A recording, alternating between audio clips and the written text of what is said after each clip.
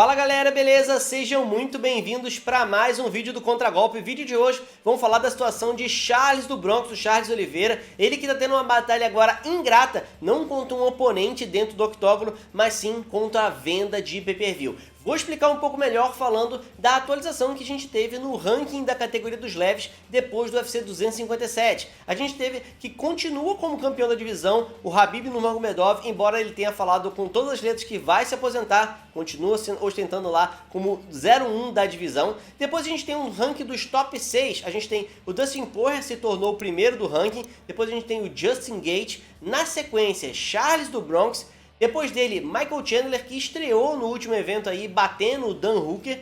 Depois temos o Tony Ferguson, ex-campeão da divisão. E também temos o Conor McGregor em 6º lugar. De todos esses nomes que eu falei aí, a gente tem que o Justin Gaethje, o Tony Ferguson e o Conor McGregor estão vindo de derrota. O Dustin Poirier, pelo que ele fez no UFC 257, tem tudo que precisa para estar numa disputa do cinturão vacante dessa divisão, né? Fez mais do que o suficiente e está em primeiro do ranking. Então, seria Poirier e mais um. Os outros dois caras que vêm de vitória nesse top 6 são o Charles Oliveira, que vem aí com 8 vitórias consecutivas. 7 delas por via rápida, apenas a última, que foi sobre o Tony Ferguson, foi por decisão, mas foi uma belíssima apresentação. E o outro atleta que vem de vitória também é o Michael Chandler, que vem aí com uma única vitória dentro da divisão, batendo o Dan Hooker com um belíssimo nocaute, a melhor estreia ever dentro do evento. Do ponto de vista do merecimento, do mérito esportivo, me parece claro que a luta que seria indicada seria Dustin Poirier enfrentando o Charles Oliveira. Até porque a outra opção, que é o Michael Chandler vindo ali, foi bloqueado já na entrevista após o UFC 257. Dustin Poirier disse que o Michael Chandler acabou de chegar na divisão, que o cara que o Chandler bateu, o Poirier também já bateu e que ele precisa fazer mais lutas ali para poder merecer a disputa pelo cinturão.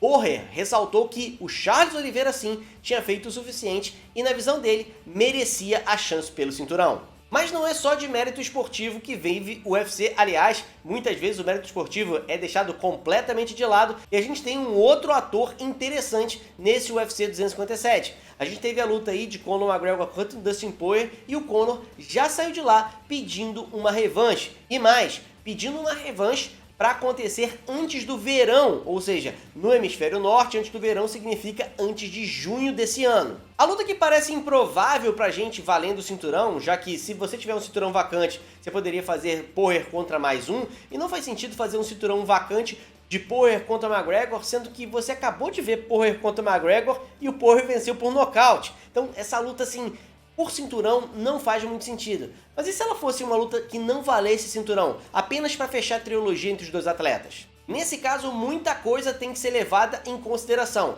Por exemplo, Dustin Poirier teve seu maior salário antes do UFC 257 de $300 mil na luta que ele fez contra o Dan Hooker. Antes disso, o salário do Diamante circulava ali na casa dos 150, no máximo $200 mil por luta. Nesse evento do UFC 257, só para aparecer para lutar, sem contar a participação de pay-per-view, o Diamante ganhou mais de $1 milhão. É claro, quando o McGregor ganhou mais de $5 milhões e vai ficar com uma fatia maior no pay-per-view. Mas o Poirier e o McGregor não foram os únicos que lucraram com esse UFC 257. Esse UFC teve a marca mundial de 1,6 milhão de pay-per-views vendidos, que coloca ele em segundo lugar no ranking de eventos que mais venderam pay-per-view. E o McGregor consegue um feito, né? Agora, os 5 maiores eventos de venda de pay-per-view da história do UFC têm o nome e a marca dele associados. A gente tem como primeiro do ranking a luta entre Khabib Nurmagomedov e Conor McGregor, que vendeu ali na casa de 2,4 milhão de pay-per-view. Depois a gente tem McGregor contra Dustin Poirier, que aconteceu no UFC 257, com 1,6 milhão. Na sequência a gente tem McGregor vs Diaz 2, na verdade é Diaz vs McGregor 2, né? Que vendeu também na casa de 1,6 milhão, muito próximo o número aí do Dustin contra McGregor. E depois disso a gente vai ter o UFC 246, que foi a penúltima luta do Conor McGregor, né? Contra o Donald Cerrone em janeiro do ano passado, que vendeu aí na casa de 1,35 milhões de pay-per-view.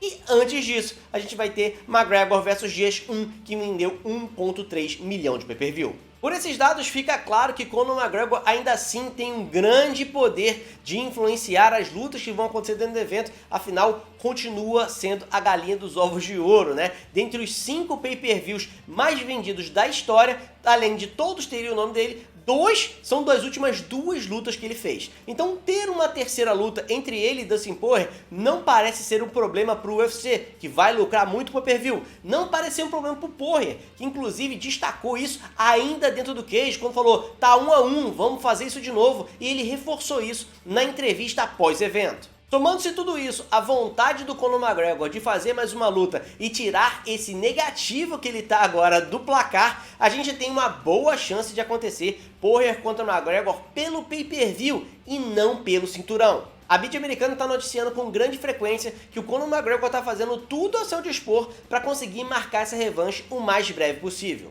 Então se essa luta fica boa para todo mundo, pro Conor, pro Poirier e pro UFC, onde é que fica o Charles Oliveira nessa história? Eu acho que mesmo que o Charles Oliveira faça todo o esforço possível para se promover e mostrar que ele merece lutar contra o Dustin Poirier pelo cinturão da divisão, o Dustin Poirier pode tranquilamente abrir mão de lutar pelo cinturão nesse momento para fazer uma luta milionária contra o Conor McGregor, porque ele vai continuar nas cabeças da divisão e pode fazer uma luta pelo cinturão em um outro momento. E levando em consideração que essa briga é bastante injusta, porque todo mundo tá gostando dela, menos o Charles do Bronx, o que resta ao Charles do Bronx, se realmente for confirmada essa trilogia entre Dustin Poirier e Conor McGregor, é buscar uma luta contra quem tá na frente dele do ranking e tá disponível, no caso, o Justin Gaethje. Infelizmente isso colocaria mais uma luta antes do Charles do Bronx ter sua merecida chance de disputar o cinturão da divisão, né? Ele teria que fazer uma luta contra o Justin Gaethje, dificilmente essa luta valeria pelo cinturão da divisão, já que a gente vai ter Dustin Poirier enfrentando o Conor McGregor, provavelmente seria um eliminator aí, né? Você teria o vencedor de Gaethje contra Charles enfrentando o vencedor de Poirier contra McGregor. A situação parece bem complicada para o Charles Oliveira e, sinceramente, entre o poder de pay-per-view e a venda e a grana, eu não sei o que vai pesar, mas eu acho que quem vai ter a palavra final vai ser o Dustin Poirier. Ele vai preferir uma luta pelo cinturão contra o Charles Oliveira ou uma luta milionária contra o Conor McGregor. O que vocês acham que o Dustin Poirier vai escolher? Coloca aqui nos comentários, vamos trocar uma ideia sobre isso. Aqui tem vídeo todo dia. Um grande abraço e até mais!